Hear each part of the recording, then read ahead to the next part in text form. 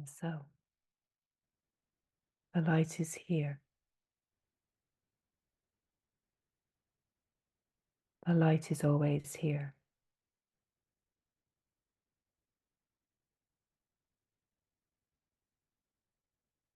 The light is clear vision. The light is stillness. The light gives light to awareness. Every being has access to awareness. Awareness is what brings us to the light, to remember that what we are is the light, that there is only light. The light is what we might call the divine or God. The light is what we might experience and call love. It is a wide open, expansive field. In a way, there is nothing here but light. The frequency is very fine, so subtle and fine that it is perceived as silence, as stillness. It's perceived as no thing. It's perceived as a stop, as a deep silence. And yet, as perception refines, we can recognize the subtlety of the very fine frequencies of light.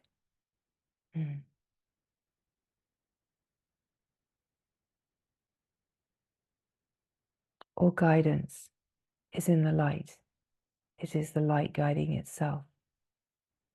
Any manifest appearance of guidance on the surface of life is an appearance of light, is an expression of light. So in the denser parts of our unfolding, we create characters and beings on the surface of life that guide us to the light that we are. The more subtle and refined we are, we recognize that guidance has always been in the light, by the light, that we are guided only ever by light. It's just that we're so accustomed to using the mind and seeing division and separation that we imagine that the light is a form. We imagine that guidance happens through forms, but it never does. It's just the appearance. And it's all about how we are seeing, what our perspective of seeing is. As we refine and refine, we don't even look for guidance in form, because the recognition of being light means that it's incredibly rare to find the manifest frequencies on the surface of life. And we also don't need to, because we are free of time and space. So distance, appearance, it doesn't hold the same weight as it does when we are seeing through the mind and imagining that there is division, that there is other. Everything happens in a more and more subtle way. So the light is here. The light is a field of Siddha light, a field of grace. And every being has access to this Siddha light field.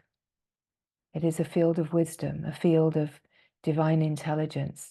Every being has access to this light, to the knowing that you are one with this light, and absolute, unquestionable guidance is always here. It is you and the light until there is only light, you and the divine till there is only the divine. And so we are given the grace that we can recognize as awareness. We can be aware. And awareness gives us this incredible possibility of realizing that what we are aware of, we are not. What we are aware of, we are not. That we have the power as awareness. Awareness is the light of awareness that illuminates the play on the surface of life.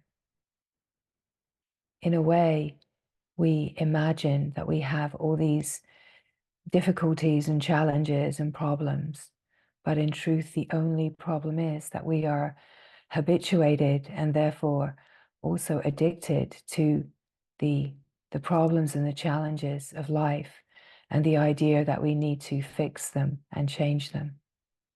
Whereas the only true resolution to any sense of problem is realizing that the only problem is the belief that you are divided from God, from the light.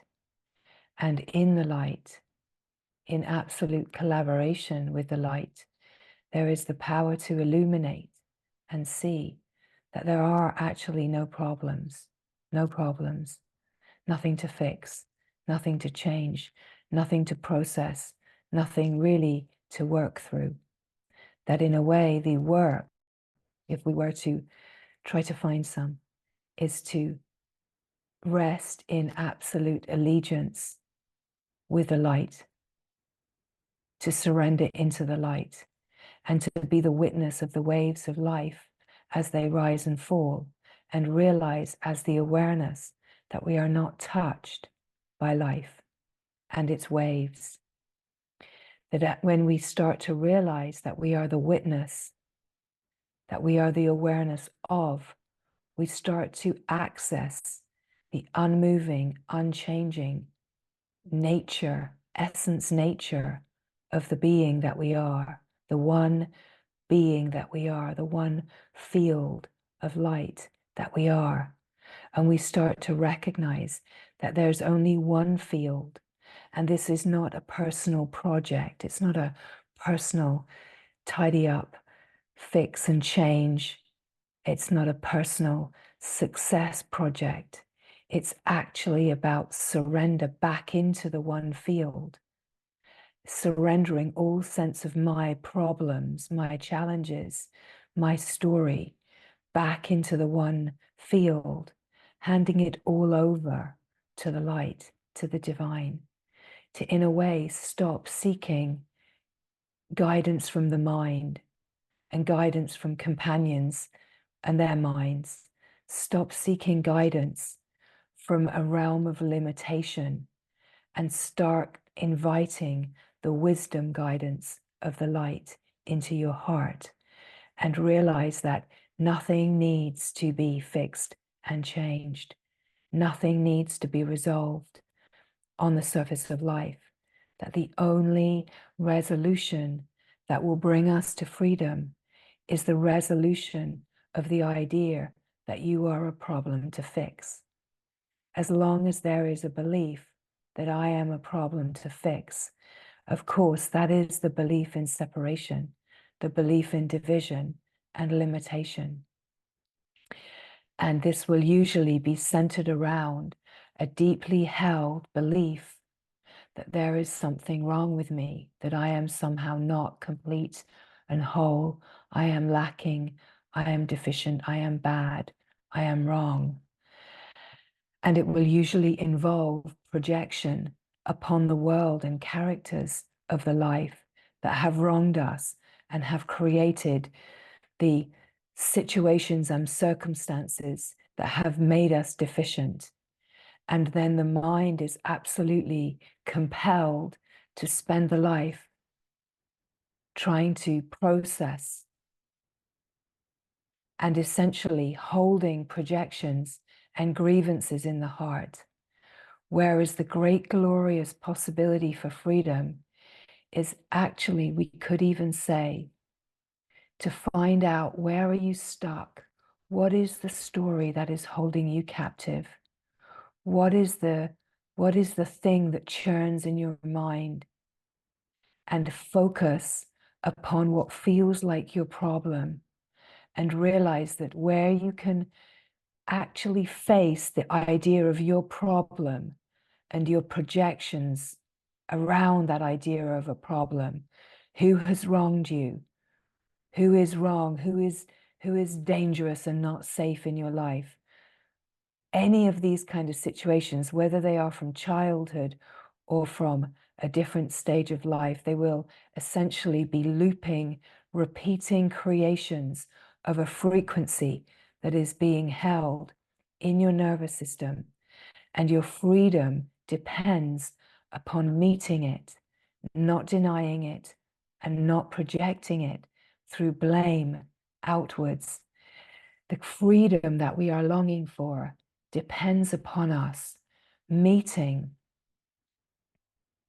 our habit to project and actually find out and come to the deepest resolution, which is, I created this. I see how I created it. We come to discover that the perpetrators of our life are actually souls that are here for our salvation, so far away from what we think, even in the most intensely seemingly traumatic storylines. There is salvation in facing what we want to get away from, what we want to project, where we want to keep pushing the idea of blame. That the freedom that our hearts are longing for is in the ability to pull back all of the projections and rest so deeply in your own heart. Open to the light that is here. Open to the glory. Show me what I need to see. Show me what it would mean to welcome and embrace and realize that I am the creator of everything. Everyone that plays a character that I feel has wronged me, show me how I have created that. Lead me back through the layers of my own guilt and shame and doubt and deficiency to meet the core essence point of division, because I know that that point of division is only a belief that I am divided from you, that everything that seems to be discordant is created out of my deepest held belief that I am divided from you. And if I can know in this heart of light oneness with you, then I will have the courage, ability, grace, and illumination to cancel all of my grievances and projections and blameful narratives into the heart, and realize that essentially in that action, I am divided from you.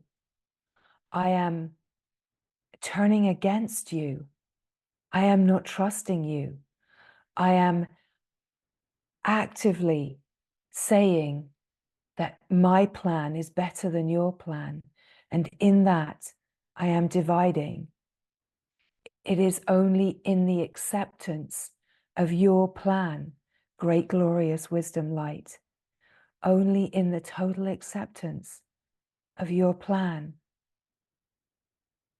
for the freedom of this heart into the light,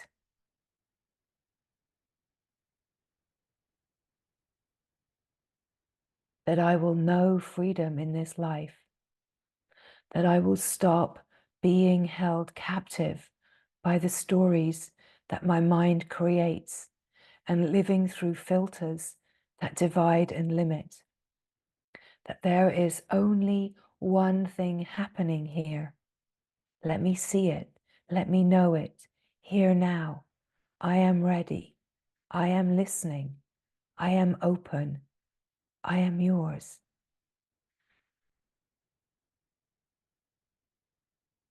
That when we come to the atmosphere of divine presence, when we come to recognize the light is here, the siddhas are here, the glory is here, in the stillness, in the silence, we open to the field of light. We open to the field of grace. We open to true guidance. We open to prayer, silent prayer. Just by resting here and allowing our holy yes to welcome that we enter true listening, open receptivity. To be openly receptive is to just rest here as awareness, aware and watching naturally,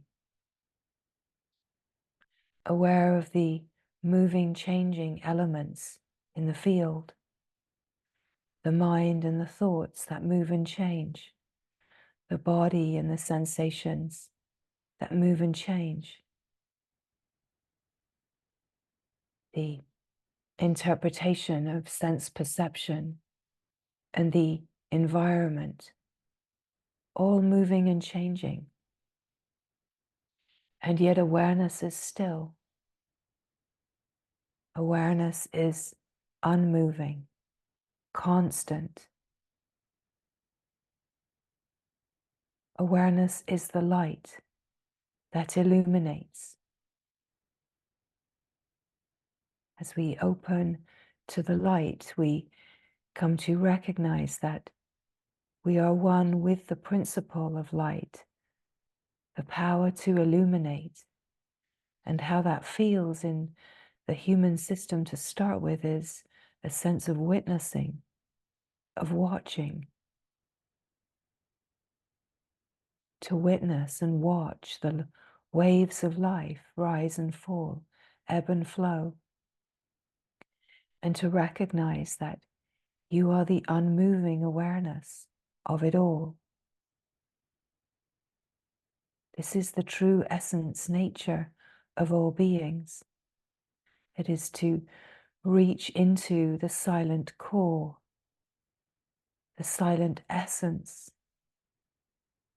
open to the emptiness, to discover that the wide open empty field is full of light, full of brilliance, full of radiant bliss flows. And that true nourishment comes in resting here. And so too does true guidance come. In a way, the greatest guidance is what may be called from Sat Guru, which is the guidance of the light. It's our own inner connection to the principle of illumination. The principle of illumination is that which illuminates, illuminates what seems to be in the shadows. And so true Guru, that which illuminates, is Sat. It's pure and true. It's never in form, never in form. It's the mind's idea that Guru could ever be in form. The true seeing is that Guru is never in form. Guru is the light. Guru is the wisdom light. And every being has access to this wisdom light.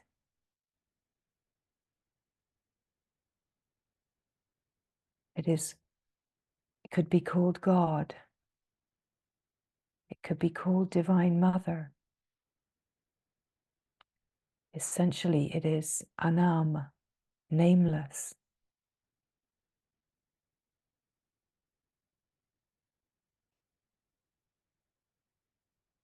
It's not an entity or a being.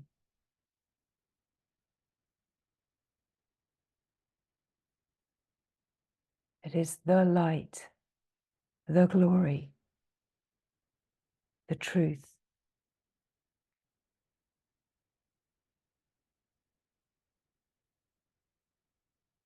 And in a way, any guidance that seems to be in appearance on the surface of life is the same frequency expressing itself seemingly as life.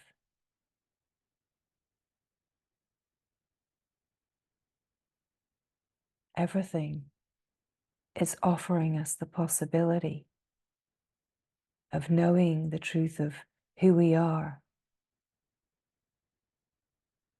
We're so mentally wrapped up in our ideas and concepts and trying to get to the bottom of what we think we want to understand. All that we are ever really attempting to do is find out, am I safe? Even the attempts to get to the bottom of spiritual teachings and understand, it's all the mind's attempt to control and concretize, conceptualize, get a grasp on, get a handle on, to make me safe, to make me someone who knows, make me someone who's right. Essentially, true guidance is always inviting us to swim away from the anchors that the mind wants to create and anchor only in the emptiness, in the wide open presence, only anchor in the light. Don't anchor in concepts, don't anchor in devotion to objects. Don't anchor in deific devotion to things. And we include in that experiences and thoughts and beliefs. Don't believe anything that your mind tells you. It's not easy because we're so absolutely committed to being right and trying to find anchors and understanding through the mental realm. But the mental realm will always be a realm of limitation. And so we're constantly presenting possibilities to pull up the anchor of everything that you think you know, everything you think you need to know, everything that you believe is true, all of the scripts, all of the ideas, and particularly all the ideas of how you have been wronged and how you are wrong, or something is wrong with you. This is the absolute foundation that has to be seen through with the clear, true light in order to surrender the commitment to the idea of problem, because it will keep perpetuating more problems. But the root of all problems is the belief that you are divided from God, from love, from the light, from the glory.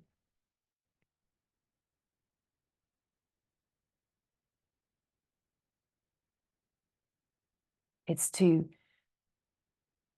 have such a commitment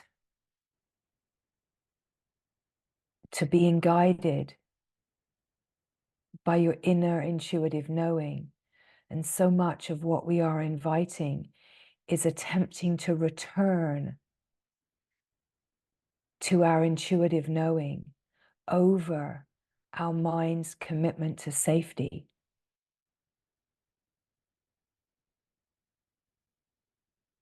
There's no situation in the life that has ever been wrong.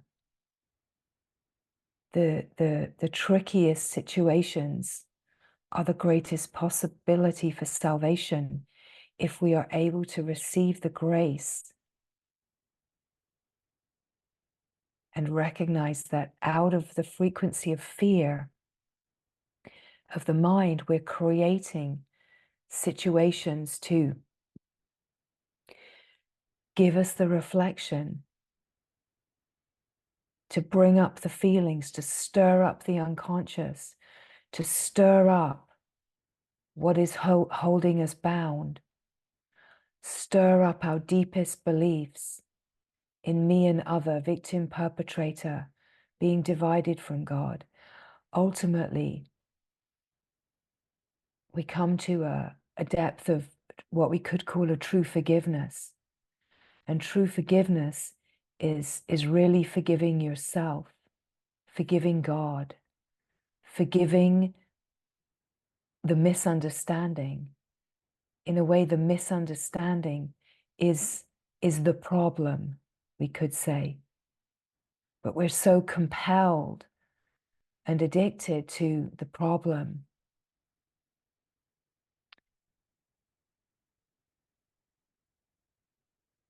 We're addicted to creating actually the feeling of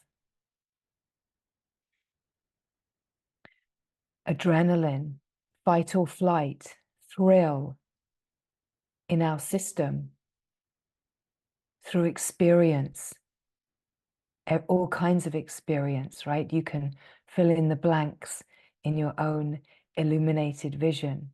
But so much of life, we could speak about it as being habituated and addicted and compelled to experience, to desire, to pleasure.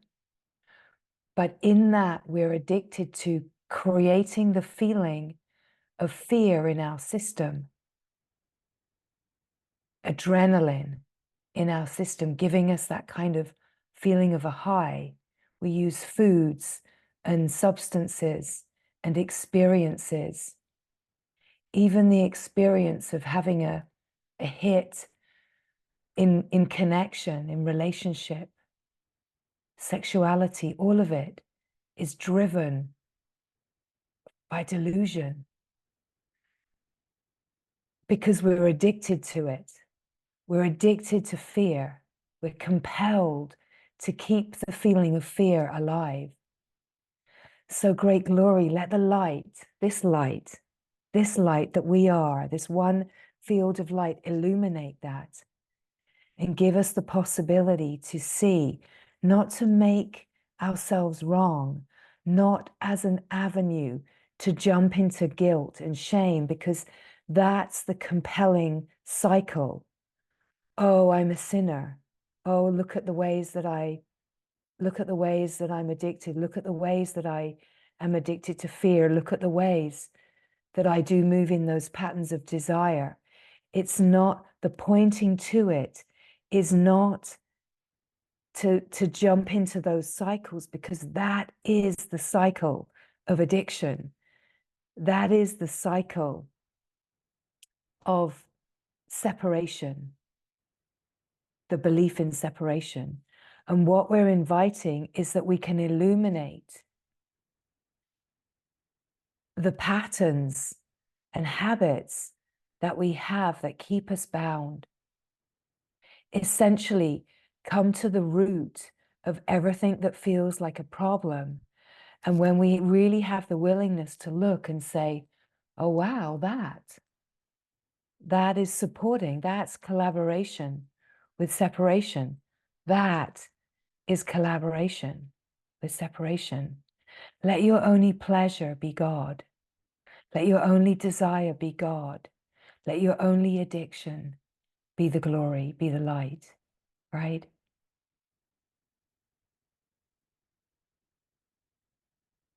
Let the most compelling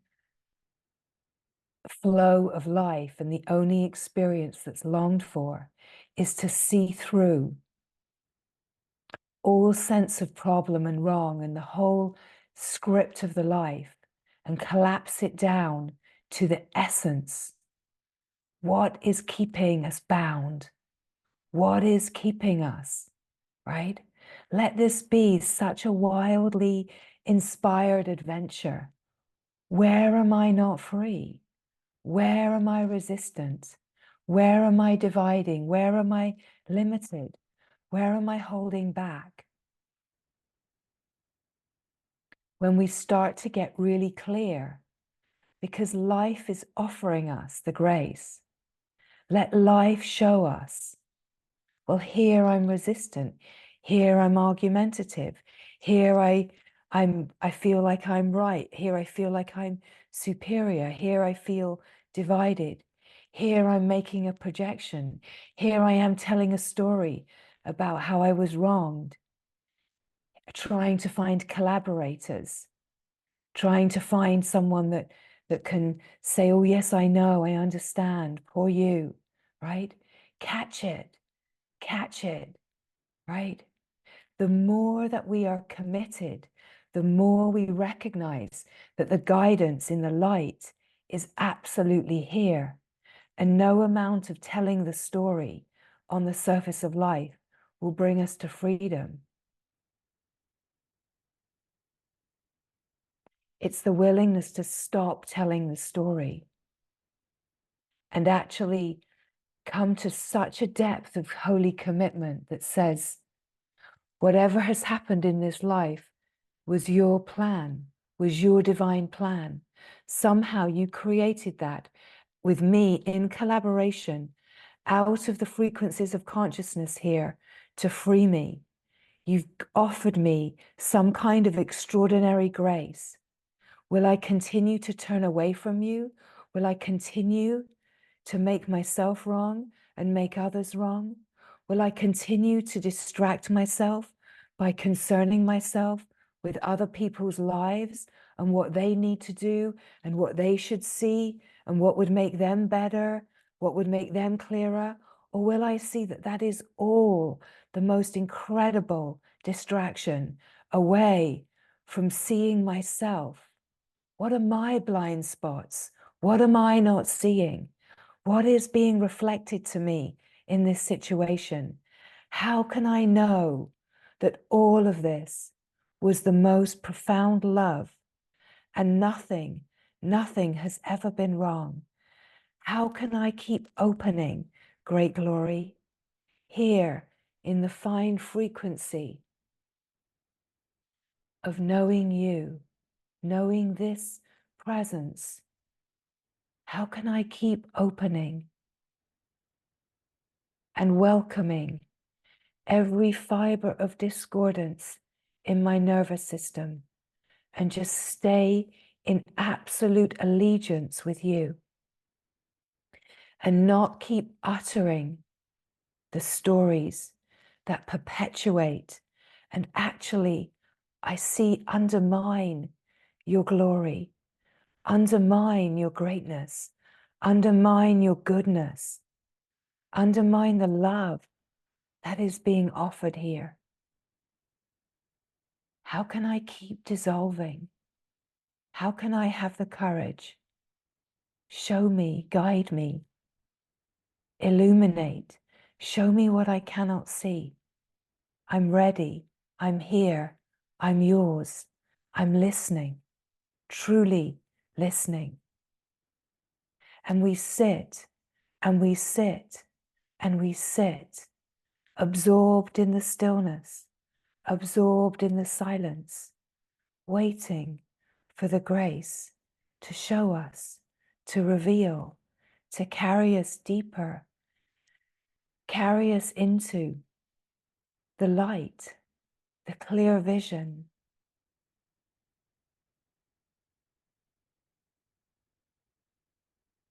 It's so counterintuitive to what we've learned.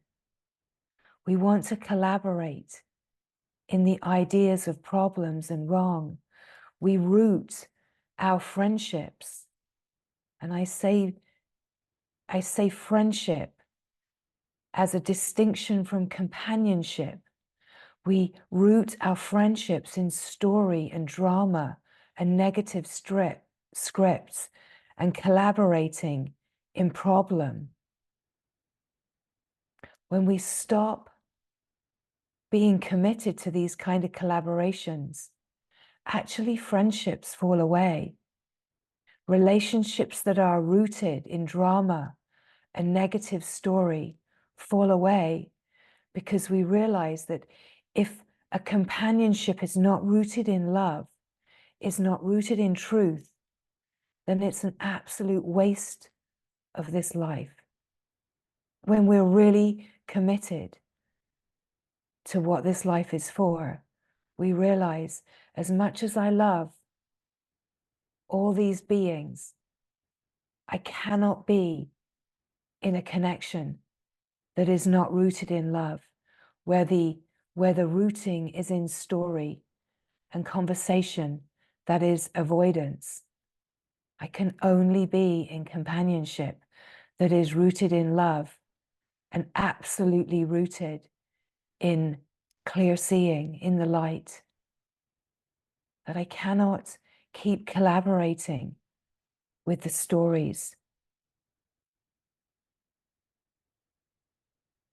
I cannot keep collaborating with a frequency that is negating the glory.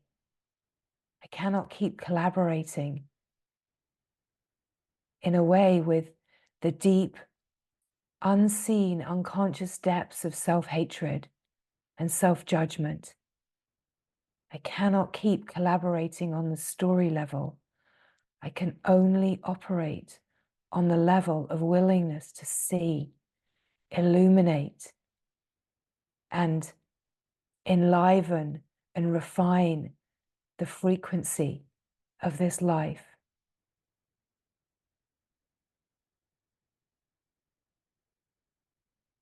We're not expected to be perfect.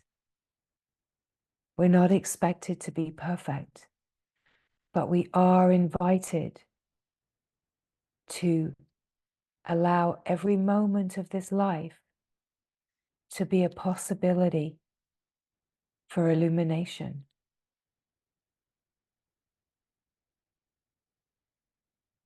The light is here. The siddhas are here.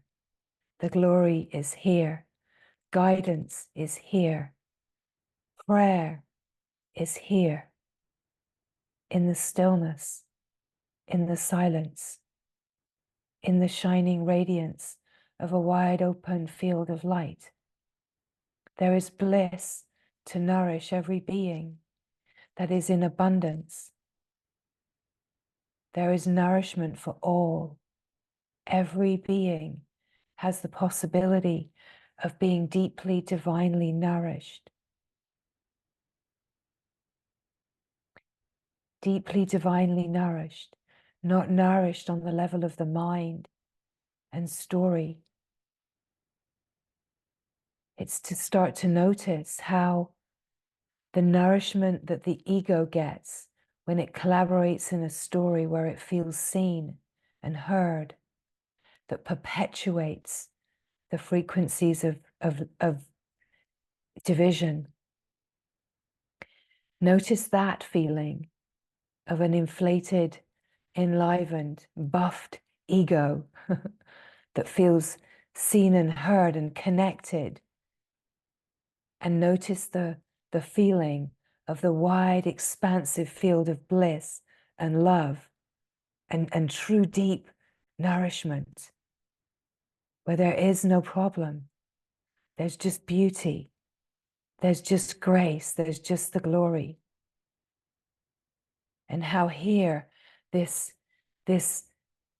seeing of the simplicity of life, it feels so compelling and so on fire.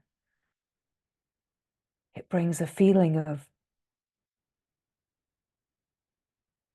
why does it seem like life is so complicated for so many when life is so simple? But in the recognition of the simplicity, we also open in the simplicity to the frequency of the field of one. And we realize that every being is attempting in their own unique way, however complicated it may seem, Every being is attempting to come to the frequency of one. Every being is attempting to come to love, but in the misunderstanding, the learned and conditioned habits give us the misperception that to come to love, to come to some kind of sense of happiness, that we reach to the external, because the grace has not fully come alive in every heart, and yet the grace is alive in every heart. And so how do we support that? We support that by not judging anyone, not imagining that anyone needs to be any different. We recognize that there's only one thing happening, and the more aligned we are with that one thing happening, the more we are resonating as that one, that frequency of one. We are offering the grace of support to the whole, not even by imagining how that supports the whole, or what anyone needs to do, or what is a better way, or a higher way to live, or in any subtle way that we come to open to this frequency of one, which is so fully unconditioned that it only sees itself. It only sees itself. It doesn't ask anyone to move in any other way. It recognizes that if I see division, if I see me and other, it's not that other has a problem and I don't. It's that somehow I have a subtle way of dividing, and then actually that's the problem, right? Is the subtlety of how I divide myself. And the root, untangling, right? Really untangling the root. Let's say it's one continuous golden thread, and the tangle, the knot in it, is not two things tied together. And it's not such a tangle that you have to cut it, right? It's that kind of knot that happens in a continuous thread that just needs the gentleness, right? Have you ever noticed when you try to untangle, let's say, the wire for your earbuds, right? You know, they get in a tangle. If you kind of go at it like trying to pull it, you make the tangle worse. Whereas if you kind of cradle it and kind of just hold it, it just kind of starts to unravel itself, and you tease this line, and you see the threads, and you just tease it. You don't have to like pull it, that kind of makes it tighter. You just hold it. You stay really present with it, and you see, oh, that thread is looped around there, and that one's looped under there. And when you look, you can actually just gently hold, and the whole thing starts to kind of fall apart. That's what life is like, right? Stop pulling, because that pulling kind of tightens. It's like hold the presence and let the deepest rooted sense of tangle in our own experience, by catching the places that divide and resist and limit and blame and project, just as they come. Life is the guide, life is the guru, right? And in a way, we come to recognize that in finer and finer ways. Wow, life is offering everything. Everything.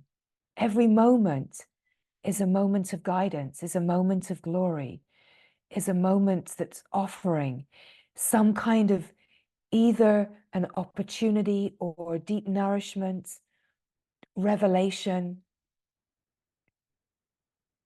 whatever the moment is offering, it's this open receptivity. And when we are resting in oneness with the light, in the frequency of love, of light, recognizing that Arul Siddha light is here, grace is here, everything is grace.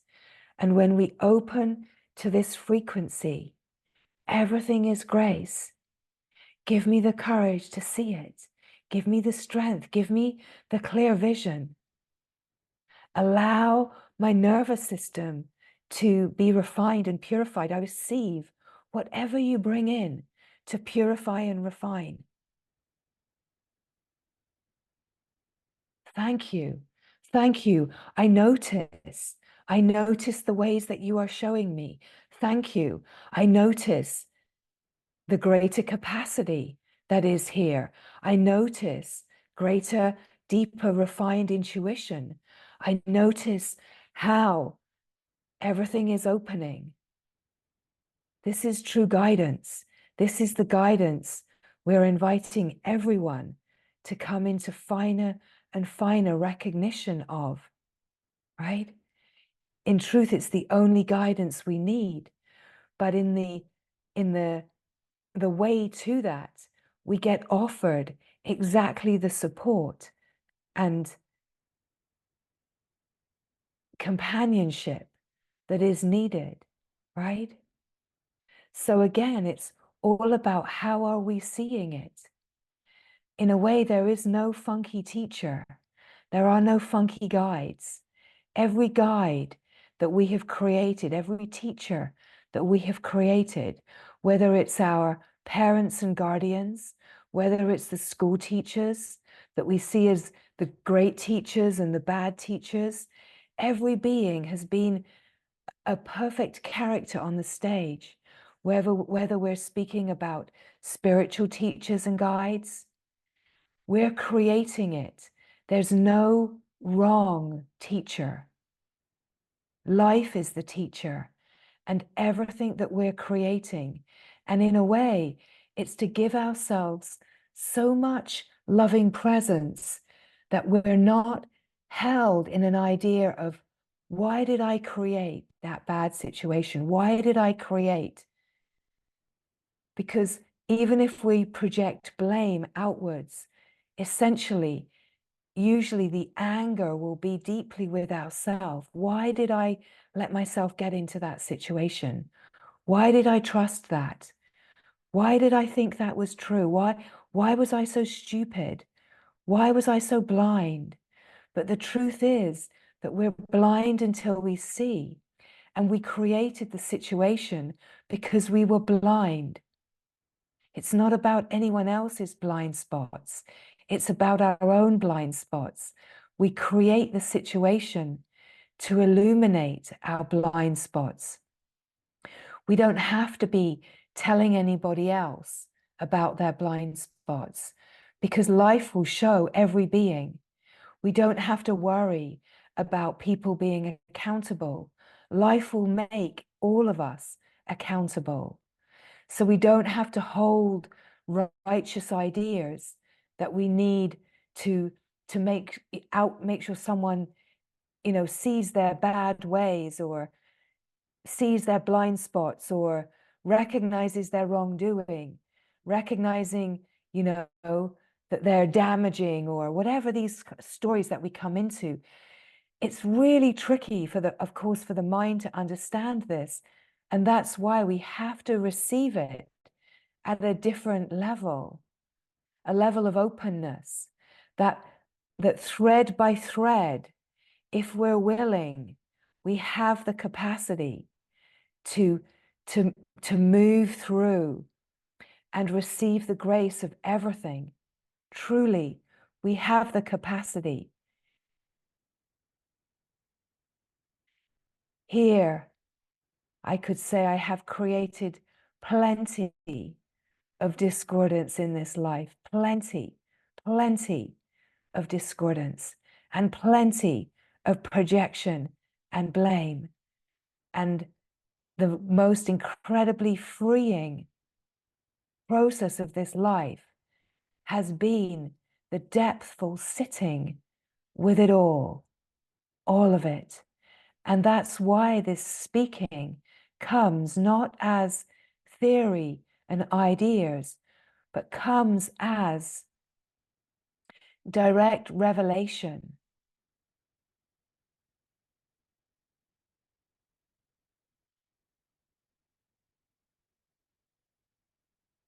To fall to our knees, not in front of any character, but we fall to our knees at the grace of God. There can still be a sense that the way that life plays is funky, that characters play out in funky ways. We're not looking at, let's say, the mind's idea of happy endings in stories. We're not looking at changing the story. We're looking at resolving it within in a way that doesn't need anything from anyone else. We don't need anyone to behave in a different way, because characters come in with all kinds of behaviors, but that we're not focused upon the character. We're focused upon our own internal unraveling, responsibility, and resolution in the heart. Because what happens is, when we truly resolve it in the heart, it's like the stage is just clear. There's no more thinking about the character or the story. It's like we're not creating or perpetuating it anymore. It just clears. It just doesn't arise in your awareness anymore. So it doesn't need to be followed through in the ways that we imagine. Every being is answerable to God. You don't have to worry about, what would it be like, divine retribution, right? The glory takes care karmically of every being. The laws are such a fine wisdom. And so it's so important that we see all of the ways that we can distract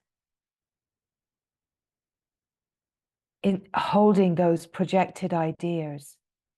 And ultimately, we're holding ourselves captive in the mind, where the glory, the plan of the glory is to set us free. It's so extraordinary how subtle and refined the wisdom is.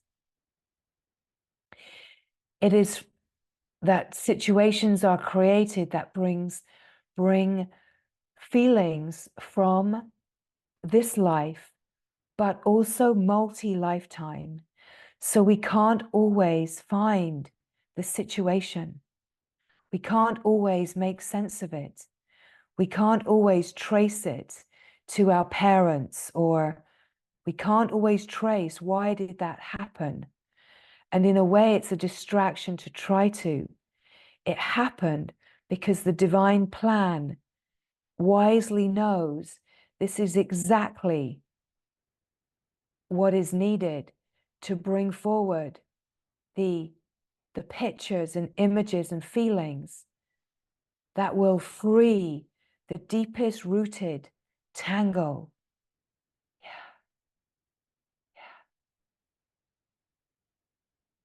You know, the characters that play discordant and tricky characters for us, their play is their own karmic unfolding, right?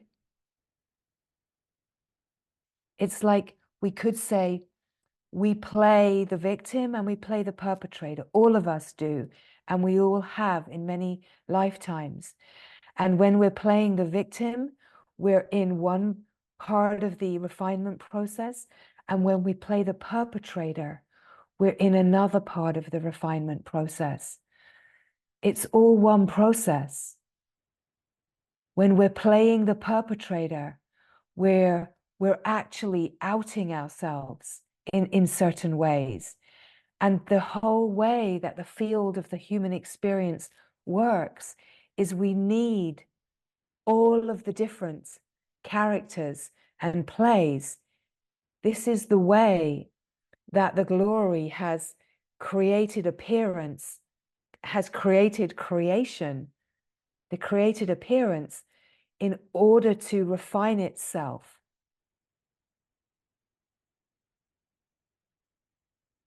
So we trust the glory.